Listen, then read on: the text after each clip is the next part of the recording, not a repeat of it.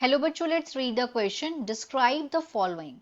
It is necessary to develop non-conventional source of energy.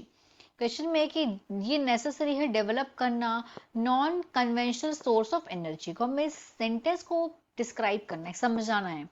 तो सबसे पहले समझते हैं जो non conventional source of energy है वो क्या होता है।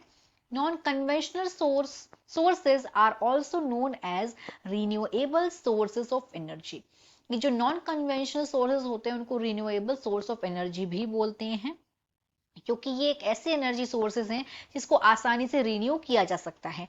एग्जाम्पल से हम समझ जाएंगे। एग्जाम्पल जैसे कि सोलर एनर्जी हो गया, बायो एनर्जी हो गया, टाइडल एनर्जी हो गया और विंड एनर्जी। सोलर एनर्जी मतलब जो सूरज से आती है।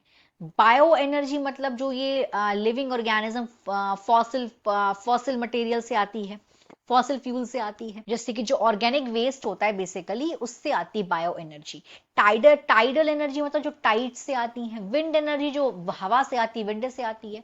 तो as the consumption of energy grows the population depends more and more on the fossil fuel such as coal, oil and gas day by day. This is a need to secure the energy supply for future since the price of gas and oil keep rising. कि जो consumption है energy का वो लगातार बढ़ता जा रहा है दिन पे दिन, क्योंकि पॉपुलेशन बढ़ती जा रही है।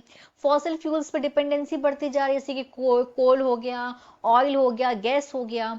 तो ये दिन पे दिन बढ़ता जा रहा है। क्यों बढ़ रहा है? क्योंकि पॉपुलेशन इंक्रीज हो रही है, उनकी डिमांड इंक्रीज हो रही है, तो इस पे डिपेंडेंसी भी और बढ़ती जा रही है और इसका जो इसकी जरूरतें हैं बढ़ती जा रही हैं।